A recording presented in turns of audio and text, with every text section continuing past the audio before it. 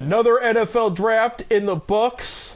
An interesting week for the Guardians and a very lousy week for the Cavs.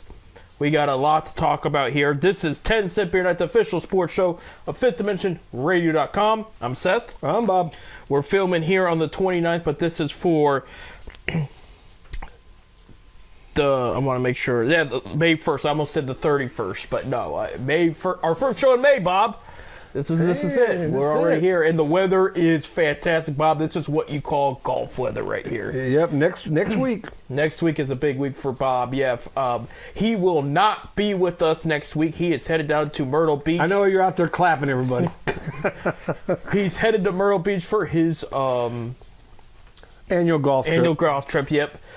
We wish you safe travels down there and back. Good time. I know you usually have a good time down there. What happens in Myrtle Beach stays in Myrtle Beach, you know that. Which is nothing but high golf scores, but that's okay. No, all joking aside, have fun at the Myrtle Beach Pelicans game. You got tickets, if I'm correct, there. Yeah, Tuesday night. Who's the minor league team? The Pelicans are the Cubs. The Cubs, yeah. And they'll be playing, when we're there, Austin. I think it's Austin. But the single-A club for the Atlanta Braves. Okay, yeah. Well, they were the single-A club for the Atlanta Braves years ago when I was growing up. Well, I checked it the other night. Yeah, it's the Cubs now. Yeah, because one of their top players that came through that team was Rafael Furcal, if you can remember him, that shortstop for the Braves. That was the first team he played for after he got drafted. Augustus, Georgia. In Georgia, that's where it's from. Augustus. Yeah. Augustus. Oh, I should say the Masters. Yeah. Which makes more sense because it's closer to Atlanta. Yeah. You know. All the minor league teams, all the major league teams are taking their minor league team to try to get them closer to the. I'll tell you what. I'm surprised the Guardians haven't got Lynchburg, Virginia, closer to Cleveland. You know, we got Dayton. I'm not the Reds. You got Lake County, which is Lorain up in Cleveland. These are Guardians minor league teams. Yes. Got Akron Canton Indians.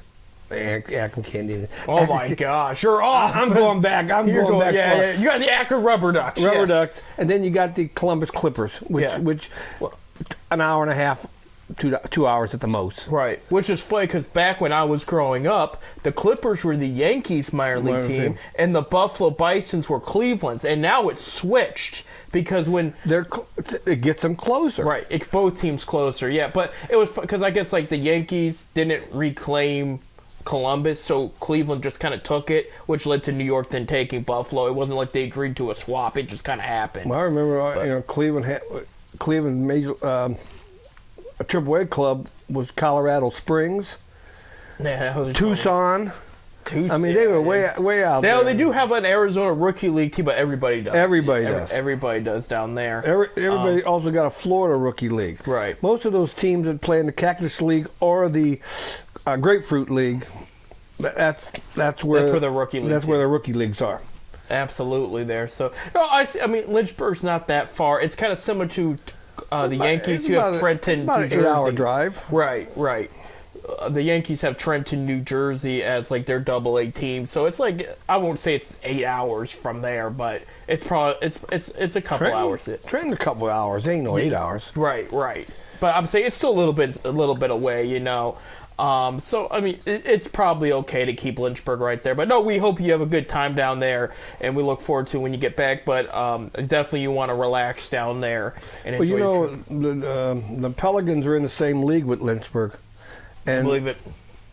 The week before we going down there, Lynchburg was in town, so I could have watched the Indians minor league team if we would have got down there a week before. And there you go. I would have got to see the prospects coming up in the Guardians. I keep saying Indians.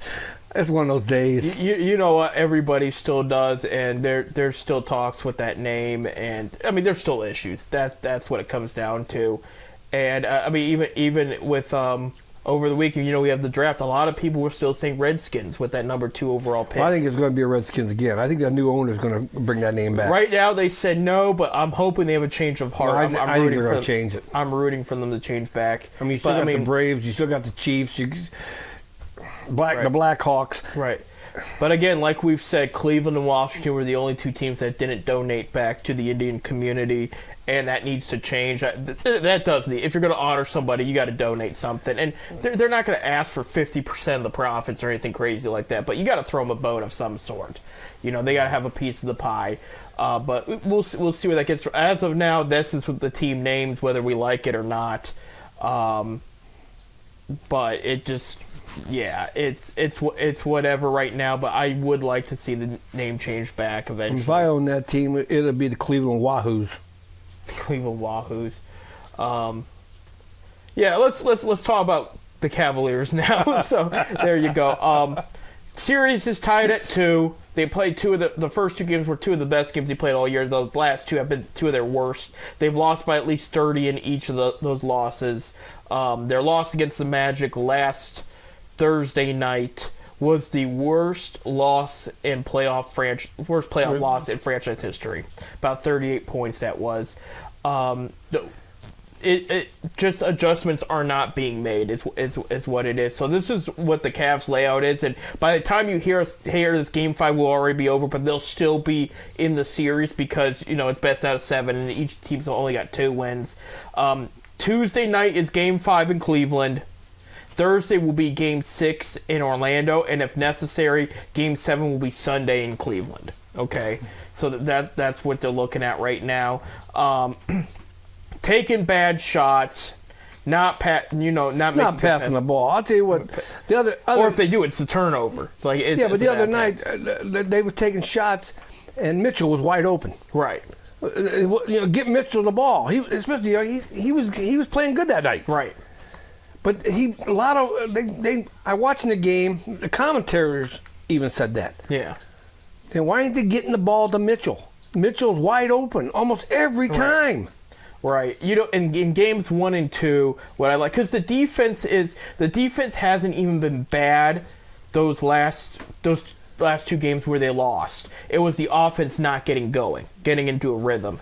In the first 2 games, they were like passing the ball, making the extra pass, finding the wide open guy, and hitting the shots.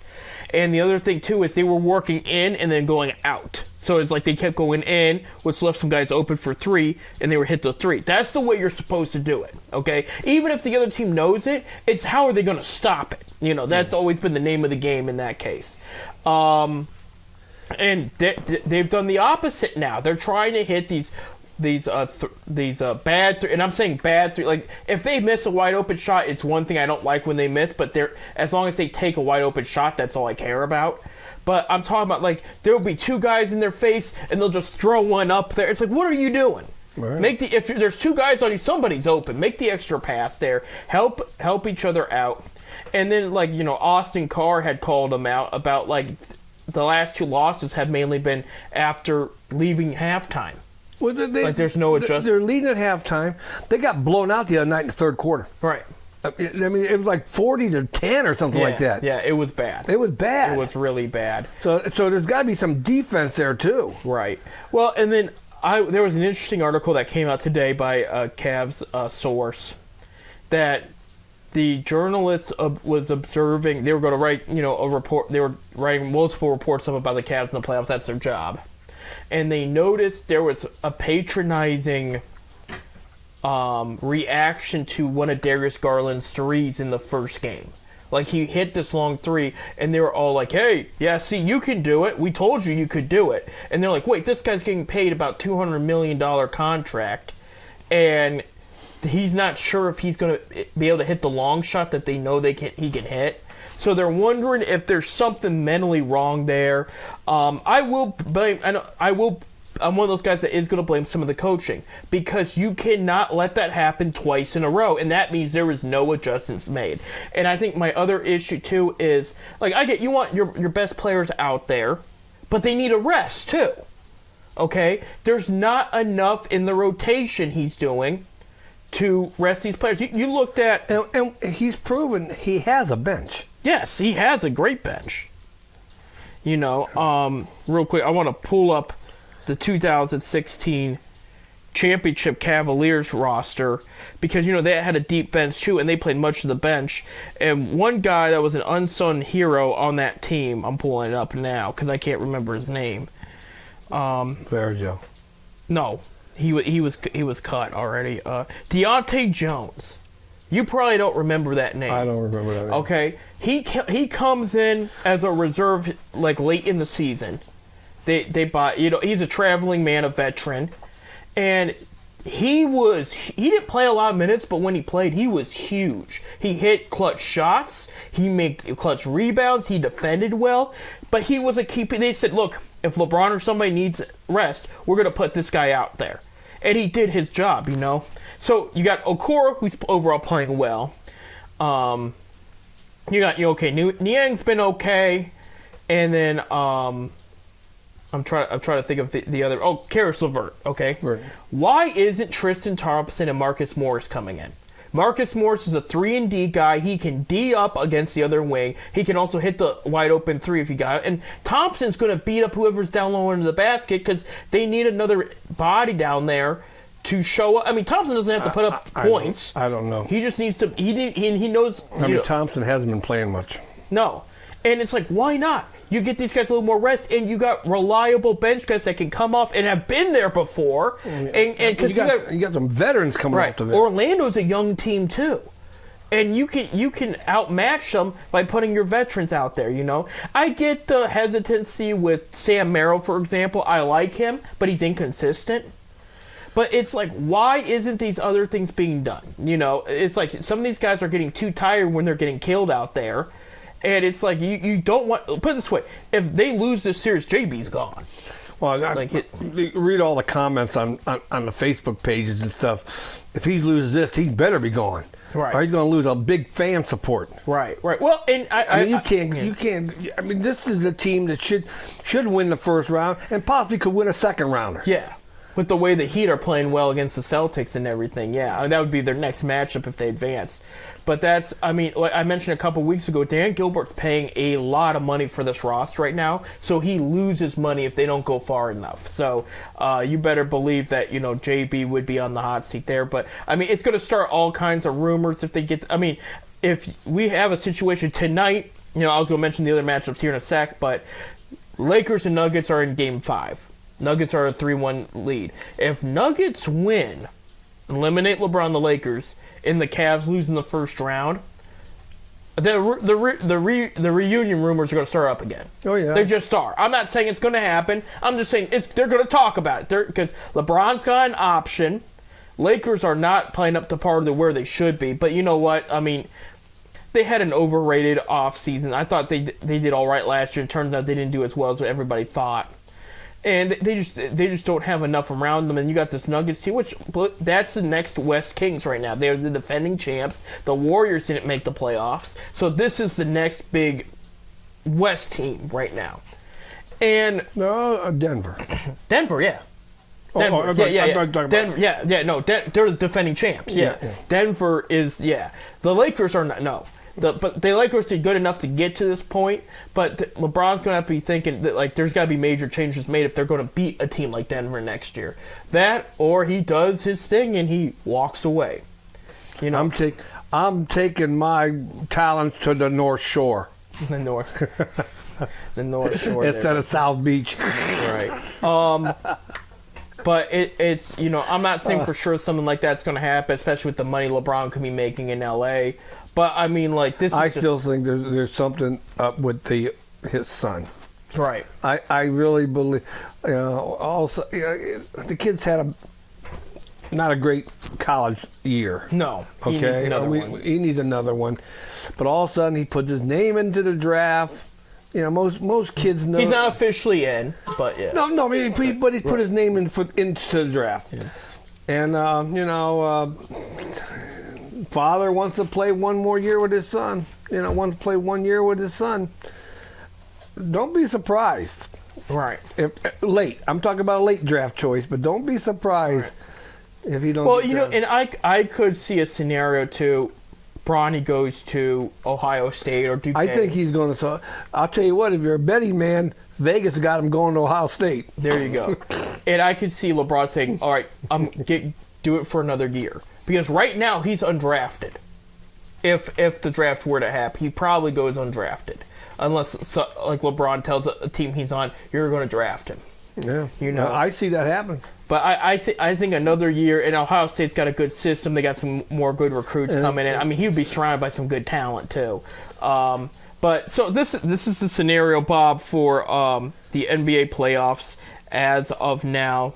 Okay, for tonight's game, again, you'll know all this by the time you listen to this. But where we're at right now, Boston is up 2-1 against the Miami Heat. Tonight is Game 5. Okay, Oklahoma City. 2-1 tonight's game. Game 4. Excuse me. Okay. Game 4 in New Orleans tonight, as OKC Thunder are up 3-0 against the Pelicans, so they could advance.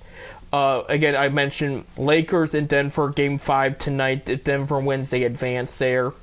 The Minnesota Timberwolves have already advanced. They swept the Phoenix Suns, okay? And the Phoenix Suns, Bob, next year, 3 players eat up $150 million of the salary cap, all right? The Phoenix Suns do not have any draft picks till 2031. Think about that. They're in trouble.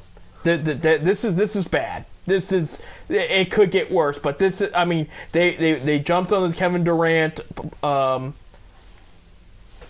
chip. I don't even know how they were allowed to trade all their picks back-to-back years till 2030, or how that, because usually there's an NBA rule, but I think they did those trades before the rule came into place. Some of those, That might have been why the NBA made that rule. Well, that in the Nets and Celtics, because the Celtics traded away all their star players when they were like at the bottom on their career, and then they loaded up on high draft picks later. If I was a fan of them, it's like we're talking like Cleveland. How many first round picks? Of course, that's over now. But how many first round picks did our Browns give to get a certain player? A lot. Yeah. That kind of upset me. We don't got no first round picks for 4 years. No, next year. Next year. I mean, when we signed this guy, it was 3 years. Yeah, it was 3. Well, whatever. It's still, I don't get why you'd give all that many first round picks away, especially with you ain't looking at, could be an injury down the line. Guy get hurt, he's out for the season. I ain't got nobody to replace him. Right. I don't get it. Right. I don't get it. Before we're on our last minute of this segment here, the rest of the NBA here, we mentioned Cleveland and Orlando. On Tuesday night, New York and Philly will be in New York for Game 5. If New York's up 3-1, if they win, they advance, and Philly gets eliminated there. And then Game 5 in Milwaukee, Indiana is up 3-1. If they win, they eliminate the Bucks there. And the Bucks also was a team that made some moves to avoid losing in the first round, and here they are again on the verge of losing in the first round there.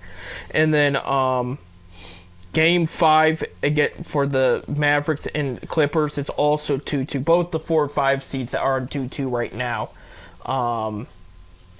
And so I know Dallas just lost bad to the Clippers, so they're going to go back to LA, and we'll see how this pans out. But that one's getting interesting too. So it's all shaping up right in front of our eyes. It's just Cleveland's just got to come away with a win at home. I mean, if they lose going into Orlando, it might be over.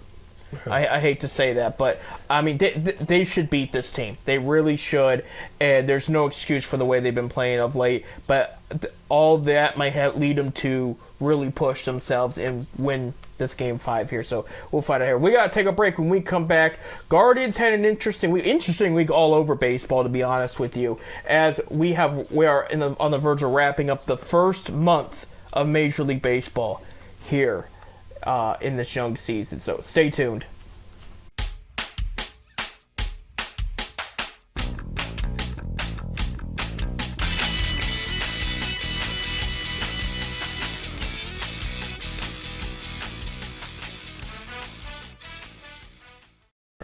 Welcome back here to 10 Cent Beer here on 5thDimensionRadio.com. Thank you guys for joining us, whether it's here on YouTube, Facebook, whenever, but we really appreciate the audience here. I'm Seth. I'm Robert. Well, Robert, Guardians win. Greetings by Robert. Greetings by you guys today. Guardians go 3-3 last week. They won the series against the Red Sox 2-1 at home. In Atlanta, they lost series 1-2, but they didn't play bad. No, they didn't play. Well, I don't know if you want to say, but yesterday's game they ran them out. They ran themselves out of it. 2 throwouts, Right. 2 stupid base running blunders, and of course our bullpen. Then they come in and did it, but they played well, and they beat they played well against a very good team. Right. Going into this game, these were the 2 best records of all of baseball. Right. And I'll tell you what, you asked me at the beginning of the season if Cleveland would be one of the best record teams. I'd tell you no. Right. No, but they are, Atlanta had the best record in the National League. Cleveland had the best record in the American League. They're playing really well right now. Right. So, and I'm not trying to take away from and that. it's still a long season. Right. And that's what I was going to bring up. I'm not trying to, a win's a win, and they've really done well up to this point, especially with the new manager and all that. But I think my thing is Atlanta was only the second tough team they've played so far, including the Yankees in this one that they played earlier on at home. But, it's in been... both those series, Cleveland was in them. Right. Cleveland did not get manhandled by either of these teams. Right.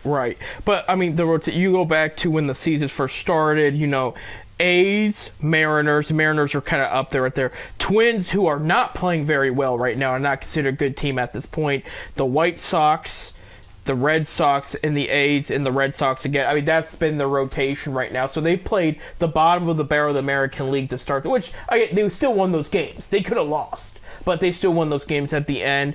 But I didn't think they played too bad against Atlanta. Again, Atlanta's a very tough team. We'll see where they go from here. It's going to be an interesting week this week, Bob, because they got Houston. They're going to go into Houston for a 3-game series starting Tuesday, and then they're going to come back home against Anaheim. This upcoming week. And it's interesting because Houston's did not have the start people thought they were going to have, but they're still hanging in there. They're starting to play a little bit better now. And then Anaheim is up in the air because there's days where they can beat anybody, and there's days that they can't beat anybody. It's inconsistent. So it's going to be interesting to see what the outcome of this week is going to be for Cleveland there. I know some of the hitting's getting better there. I know Josh Naylor's making a lot of noise. He's hitting over 300. Jose had a great week this past week with a couple home runs and about 5 to 7 RBIs or whatever it was. And then you have Quan there in the mix. Quan's leading the American League in hits. Right. He's playing very well right now. The rest of them, it's getting a little better there. We'll see what happens. I know Jimenez bat is starting to step up a bit, but they got to get that part figured out because the pitching, all of a sudden, the injuries are catching up to them. The starters, some of them are stepping up, doing better. Bybee had a decent week. Carrasco had a good outing recently. He didn't get a decision, but he played very well. But the bullpen, I told you that was a concern. They had a good start this year, and I guess over the weekend that really did not come through. Really, for it them. was really one guy out of the bullpen. Right. And he especially against Atlanta, he came in both times with the lead, and when they came out, it was either tied or they were behind. Right. And that was Gladden. I think it was Gladden. Yeah. Gladden. Somebody they called up recently. And he was making his first hometown appearance. In Atlanta. Because he's from Atlanta and grew up Atlanta fan. There you go. So, and that's always fun to see the hometown kid go up against his favorite team too. So we'll see what happens here. Right now in our early standings, Guardians 19-9. So they have one more game in April. If they win, they'll have a 20-game 20-game month. Yeah. And I'm including the March games too because it was only a couple days in March, So it's basically it counts. So it'd still be a 20-game win to start things off, and that's impressive there. 2.5 games behind them are the Kansas City Royals at 17-12. I told people these guys will be different this year. So far, they're showing it. The Tigers are 3 games back at 16-12 there. Minnesota has been playing a bit better of late. I know I kind of put them down just now, but they're back at the with a winning record at 14-13, 4.5 games back. The White Sox, I know the record doesn't look good, but they had a good weekend. They're 6-22. They did sweep the Rays, which was impressive. They're 13 games back right now. And the other divisions here, the Yankees are on top of the AL East at 19-10. A game behind them at 17-10 are the Baltimore Orioles. 3 games behind the Yankees at 16-13 are the Boston Red Sox. The Toronto Blue Jays 14-15, 5 games back. Had a bad series against the Dodgers. They did win Sunday, and I watched part of that. Incredible defense too, there by George Springer. And then the Rays are 13-16 and 6 games back there. Kind of a rough week for them last week there. In the AL West, the Mariners have stepped up their game recently, and they are first, 15-13. A half game behind them is the Rangers at 15-14. The Oakland A's are in third, 3.5 games back, 12-17. Good for them. The Anaheim Angels, 5 games back, 10-18. They will play the Guardians later this week, and then the Guardians' next matchup is the 9-19 Astros, 6 games back. So, again, I told you they played a little bit better of late, not amazing, but we'll see what Cleveland can do against them. In the National League, the NL East, first place who the Guardians just played is the Atlanta Braves at 19-7. A game and a half behind them at 19-10 is the Philadelphia Phillies. 14-13, 5.5 games back is the New York Mets. The Washington Nationals 13-14 at 6.5 games back, and at 14.5 games back with several injury woes, the Miami Marlins at 6-23. In the National League Central, things are close as they can be. The number one Milwaukee Brewers, 17-10 right now. Half game back are the Chicago Cubs at 17-11. Just recently lost Cody Bellinger to a serious injury, so we'll see how they adjust to that. The Cincinnati Reds hanging in there, Bob. 2.5 games back, 15-13. Ellie De La Cruz predicted to be a favorite to potentially win National League Player of the Month for April. We'll see what happens. Playing good, Dunner. He is. He's playing very good. They're saying him and Gunnar Henderson of the Orioles are the young, star players right now that everybody's watching. 14-15 are the Pittsburgh Pirates, 4 games back behind the Brewers, and then 13-15 for the Cardinals, 4.5 games back, and it's worse than it sounds, Bob, for the Cardinals. Nolan Arenado and Paul Goldschmidt are not hitting the ball well. Nolan does not have a home run to this point.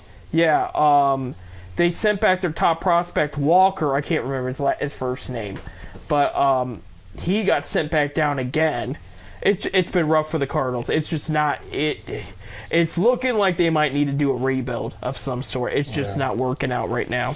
And going into the season, everybody thought the Cardinals was the team to beat in the Central. I see. That's why I picked the Reds, because I was like, they got a little bit more firepower going. Reds, they got some firepower, but they're still young. Right. It's still early in the season. I mean, Reds could come up. And I really believe the Reds are going to be up there too, fighting for a playoff spot. At least a wild card. spot. Yeah. At least, yeah.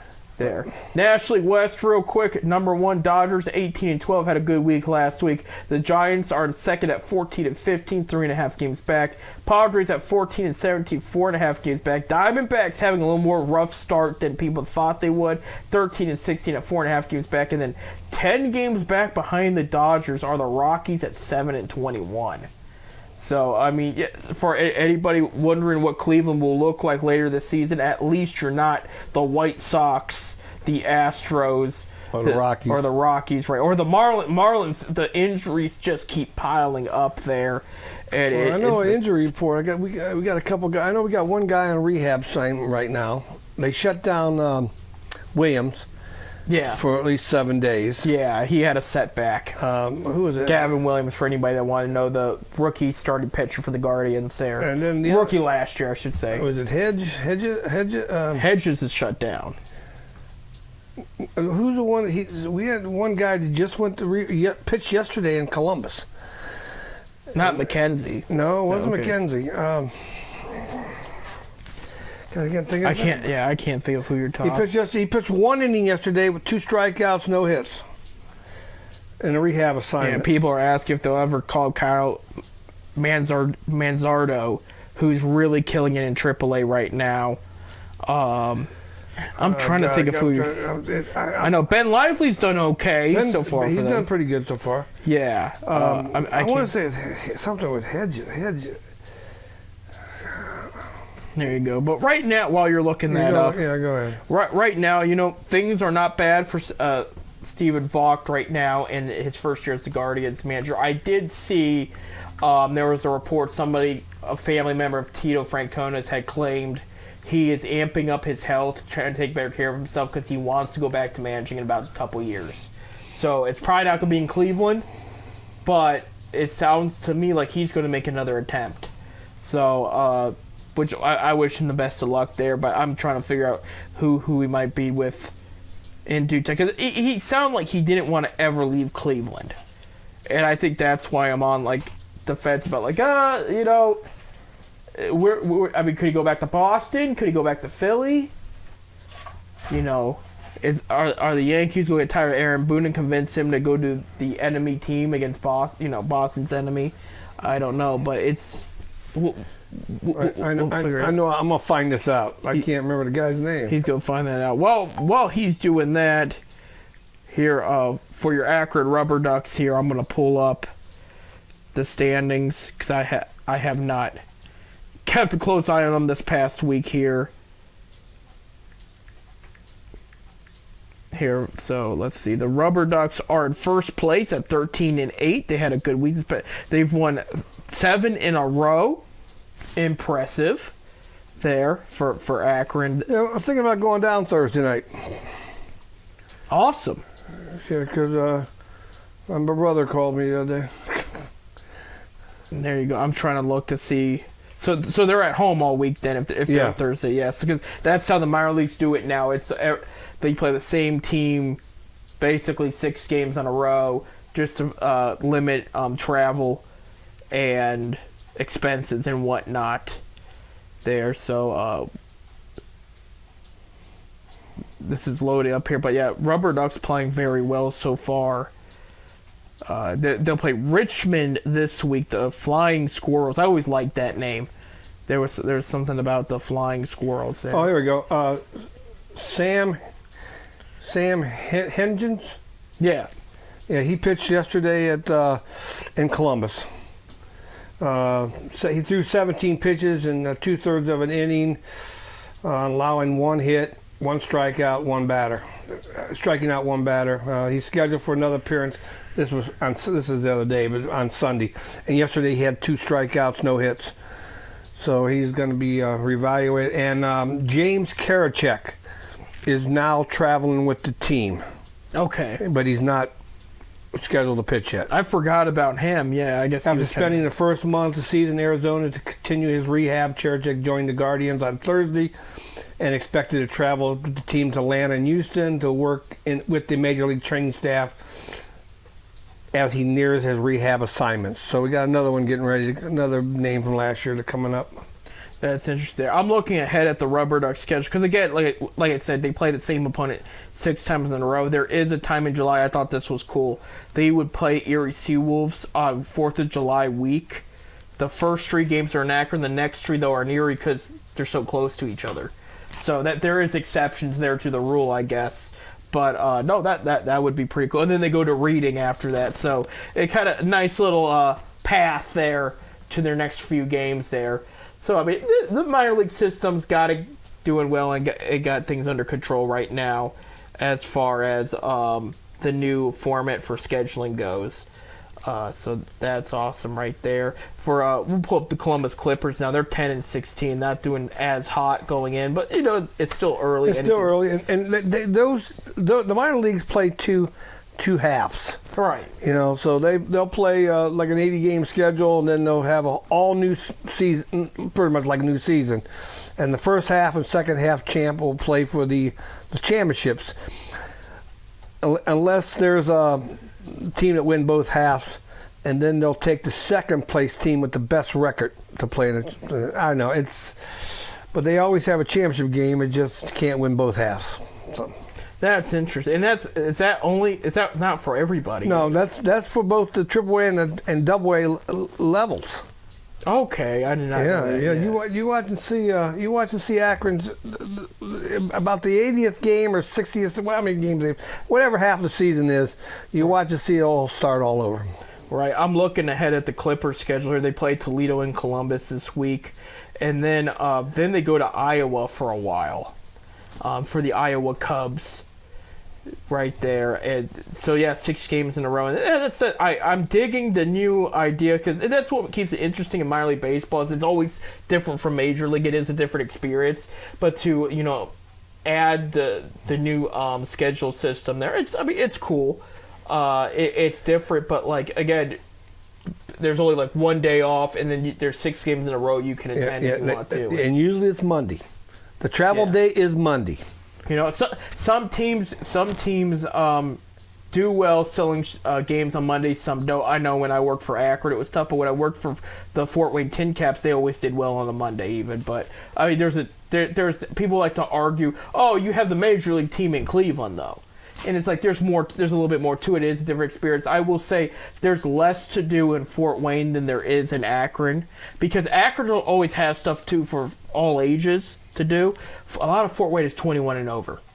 You can't go to the concert club unless it's 21 and over. You can't go to the adult club unless it's 21 and over. So like there's not a lot. What do you mean? I was under 21 when I used to go to the adult club. My ID said I was 30. Oh, I see. Oh. Yeah, I was smart. Yes, you were back in the day there. But. No, you still are today, but I didn't mean to. I didn't mean to say it like that. I was like, "Oh, damn!" I came off weird there, but as I got older, my mind went. Okay. All right. Astros coming up. Their number 6 prospect, Joey Luperfordo. You just called him up. They just called him up. He's an outfield prospect. So. Well, they lost a lot in that outfield when they lost Brantley. They lost. I mean, they're still. How should I say? I know, but I don't. Brantley was a loss, but like I wish Brantley would have said, "I'm gonna play one more year. Let's trade me to Cleveland." That would have been cool, but no. I'm trying to think. I'm pulling up there because they have a solid outfield there in Houston. Well, hey, I want to congratulate the Ohio State Buckeyes yesterday. For what? Beating a team up north, 16-1. Oh, in baseball, yeah. Go Bucks! Yeah, well, up in Cleveland, both those teams became friends. We'll talk about that in a little bit there, but Jordan became friends. Yeah, you don't become friends with that team. Jordan Alvarez, Kyle Tucker. I'm interrupting you here real quick because we're about out of time, and there's another outfielder I'm missing. Yeah, they have a decent outfield up there. It's not amazing, but I will never be friends with a team up north. Me neither. Chase McMormont is also there. So, yeah, it makes sense. No, I mean, yeah, they lost Brantley, but they lost a key bat, though, is I think what you're trying to say there. But so there will be a top prospect going up against the Guardians, we're trying to say, for the Houston Astros. So we'll see what that looks like. When we come back, we got to take a break. When we come back, we're going to talk about what the Browns and other teams did in the crazy NFL draft that took place in Detroit this past weekend. Stay tuned.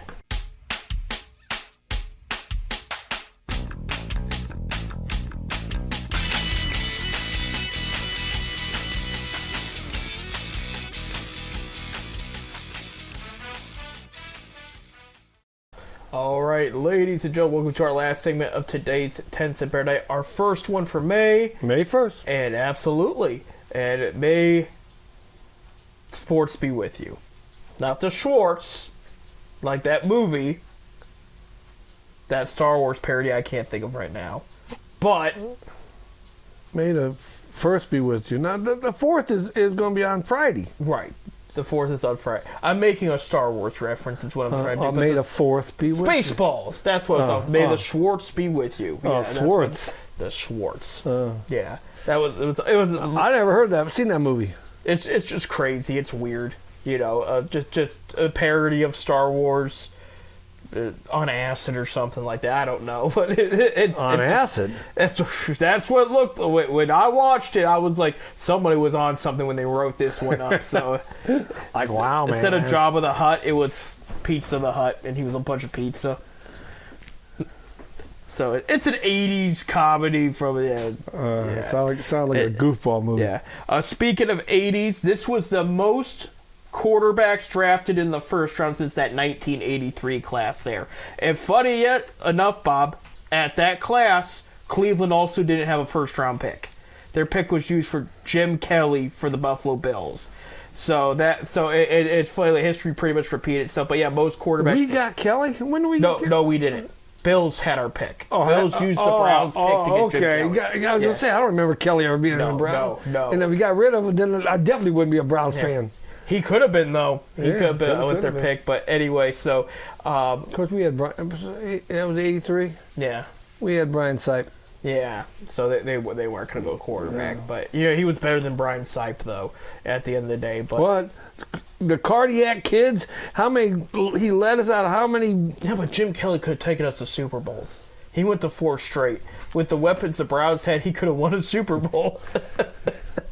Yeah, well. Anyway, okay, this draft is over in Detroit. Next year it's going to be in Lambeau in Green Bay. So that's gonna be a lot. It should be in Canton, Ohio. Well, again, like I said last week, we'll get there anyway. But Browns had 6 picks, and they walked away with some key players here. Real quick, this is the players that they drafted in round 2, pick 54. This was a sexy pick. The kid's from Streetsboro, Ohio. He was defensive tackle for Ohio State. Michael Hall Jr. gets selected by the Cleveland Browns in their 2nd round pick there. In the 3rd round pick, they picked their future replacement for Joe Bitonio, an offensive guard from Michigan, Zach Zinter. Zach broke his leg in the game against Ohio State, Bob, and the guy that fell and broke his leg is now his new teammate, Michael Hall Jr. But Zinter, a great leader, a great player. This is an investment pick here. He's not expected to start. First of all, he's healing from his injury still. But second of all, this is a guy that's going to sit and learn behind Joel Bitonio for a while, and then he'll eventually start. But I mean, this is a guy, great size, 6'6", and just what was actually a punishing guard right there for the University of Michigan. And again, he's going to sit behind Joel Bitonio for a little bit, a year or two. We don't know when Bitonio is going to retire, but he is entering his 11th season this year. So we'll see what happens. But this is going to be pretty much his replacement when he decides to hang it up there. Did not have a 4th round pick, just like the 1st round, as you mentioned, Bob, from the earlier from the Deshaun Watson trade there, which, by the way, that trade is officially complete. All the picks that were set and involved have been used. So Browns next year will have a 1st round pick. Thank God. Round 5, who they got originally from the Philadelphia Eagles in a previous trade, they picked Jamari Thrash, wide receiver out of Louisville. This is Eric Metcalf, you remember him? Mm-hmm. He leaked out that the Browns were looking for a vertical wide receiver threat. They carried about 6 wide receivers last year. They plan to do that again this year. This is your 6th wide receiver right now, Jamari Thrash. Reminds me a little bit of Emmanuel Sanders, former Pittsburgh Steeler, Denver Bronco.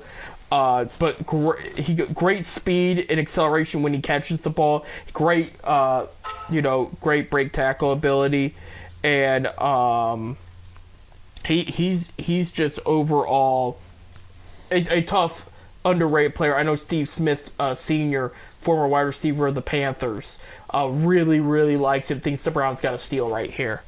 Round 6, 206, linebacker Nathaniel Watson out of Mississippi State. The 2nd pick the Browns have used to get a former recruit of Akron Zips, Joe Moorhead.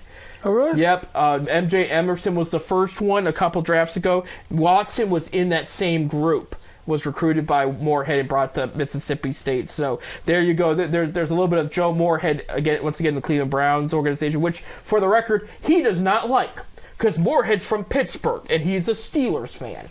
And every time the Browns draft a player, he goes, oh no, Pittsburgh's going to have issues against him. So he called it with Emerson. We'll see what he says about Nathaniel Watson here. In the 7th round, they had 2 picks. Okay, this first one, this is the one people are raving about. 227th pick. Okay, it was a trade they received from the Tennessee Titans. Miles Harden, cornerback, South Dakota. Now, Andrew Berry's done well drafting cornerbacks. Every cornerback he's drafted has played very well, including Cameron Mitchell from last year, okay? They're saying Miles Harden, despite being drafted in the 7th round, they said he could start for anybody soon. That's how good he is. They said why he fell there, probably like little stuff is the reason why, like maybe needs work on certain fundamentals or whatnot, but a lot of people are sold on this guy. They think the Browns got a major steal with this one. And that, I mean, he's going to be the 5th cornerback in the roster, so if they have 5 starting quarterbacks, you're shut down all over the place, Bob. That's, you know. And then they got Jawan Briggs with the 243rd pick in the 7th round from defense lineman from Cincinnati. 6'2", 297 pounds. This guy's huge. And so that's going to be a. So you think they got what they needed to fill some voids? Yes, I think I give me and the Associated Press felt the same way. I just saw they put out their grade. I give them B+. You know, Okay. I said anything a little more flashier could have given them an A, but they wanted a vertical threat wide receiver. They got it. They wanted depth on defensive tackle. They got it. They wanted future O linemen to replace what's eventually going to retire, in this case, Joel Bitonio. They got it, okay? I think the only things they didn't walk away, and it wasn't a mandatory, but it would have been nice to see, is another left tackle option and a running back. But with running back, I mean, you have Jerome Ford and Deontay Foreman, who could hold the fork down for now. Okay, until Chubb comes back. So you're pretty much set right back. It's not a need, but it would be nice to add a little bit more there. With left tackle, you did load up. They did load up, I should say, on backup free agents. So it's not like they walked away with no offensive linemen going into the draft. They signed 3 or 4 guys to be backups on the squad. So, I mean, they're loaded with veteran O-line. Should something happen with Jedrick Wills, I think the question I still have is if Jedrick Wills is going to be the long-term left tackle going forward. Now, he's under contract this year. He's a free agent after that. We'll see what happens, but he's got to show up and play well. But he's going to be your starter going into week 1. Your starters going into week 1 are going to be the same as last year, including Jack Conklin at right tackle. Okay, the rest are going to be backups. You know, they're going to be there if needed. I would also say I thought there might be talks about getting a center because their backups there, Nick Harris left. So I thought maybe they get, but they still have other options they could pursue there if needed. So it's not like, oh no, they screwed up. They didn't get these major needs. No, they got the major needs have been covered. It's just now, could they dip into free agency and add a little bit more before training camp? I think is the question. But no, overall, they got what they needed, and I think they make good picks. And what's nice, too, is this is one of the few drafts we have seen, Bob, where it wasn't, they have to walk away with this. They really need this. If they don't, they're screwed. You know, it's not that way anymore because the team is so loaded with talent now. And they have an actual draft. There's talks. We're supposed to hear it before training camp, but Haslam has been on and off talks to give Barry and Stefanski an extension. He's all about this regime. He's ready to go forward and keep it as long as possible. So this regime has settled onto their 5th draft, and they got what the needs that were left. And they I hope you're right. Right. I do hope you're right. Right. So you asked about the MAC, Bob. Okay, we had 2 players in the MAC drafted in the first 2 rounds, though. That's usually it's 4th, 5th, and 6th. Yeah, but we had the one guy with the 9th pick overall. Yep, 9th pick to the Eagles. Quinyon Mitchell, cornerback of Toledo, went to the Eagles. The Eagles got a lot of defense back help and started with him. Congrats, we love seeing a MAC kid get picked the first round. Marshawn Nealand, edge rusher from Western Michigan, got picked in the 2nd round to the Cowboys. There, so that's usually when we get 2 MAC players drafted. It's the 4th, the 5th, the 6th round. No, this was first and second. The first, second round, 9th pick overall. Right, absolutely. I got a tracker here of undrafted free agents from the MAC that have signed. Lorenzo Lingard of the Akron Sips has signed with the Jacksonville Jaguars. So we'll see. So he'll be going to camp. Yep, Daniel George is going to the Kansas City Kansas City Chiefs on a rookie minicamp deal. Some of the fans are a bunch of chips, so they're all like Chiefs, Taylor Swift, and they're all like they're Swifties. They're Swifties, yeah. But Yeah. but they all just like mock each other and all do goofy dances while listening to Taylor Swift there. Ball State, Lorenzo Strickland, a cornerback, is going to the Detroit Lions signing there. Nobody from the Bowling Green Falcons yet. Buffalo Bills, I guess PK. He's going. Alex McNulty Ramagira. It says PK, so place kicker. Yeah, he's going to go to Green Bay there. Nobody from Central Michigan. Eastern Michigan had offensive lineman Brian Dooley. He's going to the Tennessee Titans. Wide receiver Tanner New is going to Tampa Bay Buccaneers, and then running back Samson Evans is going to try out with the Miami Dolphins. Kent State Flashes linebacker DJ Miller is going to Kansas City Chiefs. I thought he was a wide receiver, but he's linebacker, so he's going to the Chiefs as well. Miami Redhawks safety Michael Dow is going to the Bengals. Northern Illinois has a bunch of guys. Linebacker and safety Deron Gilbert going to the Detroit Lions. Defense lineman James Esther is going to Green Bay Packers. Their quarterback Rocky Lombardi is going to the Bengals. And offensive lineman Nolan Potter is going to the Buccaneers. Well, good. Yeah. It's good to see these guys getting chances. You know? Absolutely. For Ohio, wide receiver Sam Wiggles. Yeah, I think that's how you say it. They're Wiggles. It's going to the Rams. Linebacker Bryce Houston. He's getting a Chiefs invite as well. Chiefs putting their hands all over the MAC there. Defensive line Rodney Matthews is going to the Packers. Packers, too, all over the MAC right now.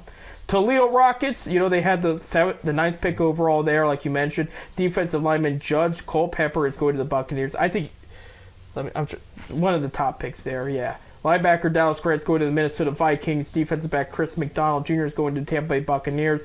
Offensive lineman this one's going to be hard to say. Nugu, yeah. David. He's going to the Redskins. Washington, and then Western Michigan's quarterback Kenny Lovely is going to the Bills. So a lot of undrafted free agents. Well, at least these kids. I'm glad Lingard's getting a look because I told people he was underrated. He needed to get a chance, and he's going back home to Florida to get his chance. Yeah. I'm glad to see, like I said, the MAC. At least they might not be getting drafted, but they're getting the opportunities. Right. Right. So, and I thought Lingard was. Years ago, the MAC didn't even get an opportunity. Yeah, you didn't get a sniff there. Yeah. So good to hear it from the MAC there. We got a few more minutes here, and other than the Browns, other teams that I felt did very well. We look at our division. Who all did well, what, and to me, in our division, I think Pittsburgh really improved. Right, that was the top draft of the division rivals there. They walked away with. They needed O-line bad. They had 5 picks in the first 4 rounds. 3 of them were offensive line. I mean, they hit the nail on the head with those ones. There's always a pick within our division that makes me angry. I look at, they're going to thrive there. They're going to do well there. Oh my gosh, why did they get? So last year was the Ravens' 2 first-round picks. Both of them, I was like, oh my gosh, they hit the nail on the head. These guys are going to end up great, This year, it was the Steelers picking Peyton Wilson out of NC State in the 3rd round. The linebacker, he has an injury history, or else he would have went higher. But when he plays very well, and I think he's going to play very well there in Pittsburgh's system. So that one kind of upset because damn it, I didn't want them to get better there. But yeah, I mean they had some good picks there. Other teams I thought that did well outside the division. Arizona Cardinals drafted some weapons on both sides of the ball. They needed a lot. And they did fill. I will give them credit. I was impressed with what they brought in. Marvin Harrison Jr. of Ohio State, of course, was that first pick, but they traded up for a second first-round pick. Got Darius Robinson out of Missouri. The other guy to watch out for is in the 3rd round. They got Trey Benson, the running back out of Florida State. But I mean, they had 1, 2, 3, 4, 5, 6, 7 picks in the first 3 rounds. And they went offense, defense. Well, So that gave them a good chance to load up. And I think they picked the right players on paper right now. We'll figure it out later. But another team that I know people are tired of hearing. I just made fun of their fans for calling them the Kansas City Chimps. No, but they're the Swifties. Kansas City had a good draft. I mean, good players all around. They continue to find a way to get better. And, of course, getting Xavier Worthy with the 28th pick there, that helped their wide receiver squad. But, yeah, that's... I mean, they did well. Look at another team I thought had an underrated draft, okay, was the Tampa Bay Buccaneers. I mean, it wasn't anything flashy, but similar like the Browns, they added pieces that fit and they needed and that will work. I don't think they got enough credit for what they picked there. I like the Chicago Bears draft except for the first pick overall, which I told you I had issues with Caleb Williams there. Yeah, with the quarterbacks that were taken real quick, because we only got a couple minutes. Yeah, you got Caleb Williams taking the first pick. I told you my feelings about him last week. I see a lot of Johnny Manziel in him. Number 2 overall pick was Jaden Daniels out of LSU going to Washington. I like him. I think he reminds me a little bit of Cam Newton in a way. I don't think he actually got enough credit in what he did in college last year. Number 3 overall pick was Drake May, quarterback of North Carolina, go to the Patriots. I'm on the fence with this one. I think another year of college, he could have been either the first overall pick or we could have really gotten a more gist of what he's about. It's either Patriots are going to select another quarterback in 3 years again, or this guy's going to surprise us and he's going to work out. But I got mixed feelings about him. There's good qualities about him, but him being the number 3 pick, I'm on the fence. Who's the new head coach at New England? I know Mayo. Their former Jared Mayo, their former linebacker. Yeah, I know. Belichick left. Yeah, this one shocked everybody, but with the 8th pick over, the Falcons picked Michael Penix Jr. I like it. This is a good player with a lot of good tools. If you have him sit behind, Cousins in this case, for a while and don't rush him out there, he could be a game changer and a playmaker. But the past couple of years in the first round, these guys have drafted a playmaking tight end, a playmaking wide receiver, a playmaking running back. Now they got the quarterback in there. I don't think it's a bad pick. I know the owner was mad about it. That did happen. He came and yelled at the GM after the pick, and that was caught on camera. But and the GM still has his job. Right. I think it's a good pick. So, yeah, real quick, because we're about out of time. Number 10th overall pick, J.J. McCarthy of the Vikings. I think they're going to end up picking another quarterback in a couple years. The most underrated quarterback in the class. Number 12 overall, Denver Broncos, Bo Nix. I'm still a Baker Mayfield fan. He reminds me of a more accurate Baker. I like the kid. I like Bo. And he does remind you of Baker. Yeah, I like Bo. He's pretty fun. Even Johnny Manziel said he liked Bo. Because he said this guy makes very few mistakes, and he makes the big play when it presents itself. I mean, I think the Broncos saved their quarterback room with a 12th overall pick. Some gave him an F. No, Broncos, you did well, but you don't rush him out there. That's my opinion. Yeah, but don't put him out there until he's ready. Right. For just anybody interested, the Browns' original pick, which was the 23rd pick, was actually used by the Jacksonville Jaguars, believe it or not, because they got traded. But it went to Texans, to Vikings, to then Jaguars. Brian Thomas Jr., wide receiver of LSU, was with the Browns' original pick there. We are out of time. Bob, we will miss you, but have a blast at Myrtle Beach. I'll see you in 2 weeks. Yeah, you have fun. Enjoy the weather down there. I hope it doesn't rain. I plan on it, and like I said, what happens in Myrtle Beach is going to stay in Myrtle Beach. Yeah, so don't bring your scorecards back up here and give us a good laugh. Heck with scorecards. Anyway, thank you, Bob. Thank you, producer Bob. And then you'll just have me next week for Ted Set Beard. And we're not going to do a video. It'll probably just be the audio, but we'll make it work. It'll be fun. I'll do a video. Why not do the video? Because it'll just be me standing and looking. Those fans want to see that face. They don't want to see this. Look at his face, guys. Look at. Have a great weekend, buddy. Have a good week. Hey, and hang in there, Cavs. Go Cavs.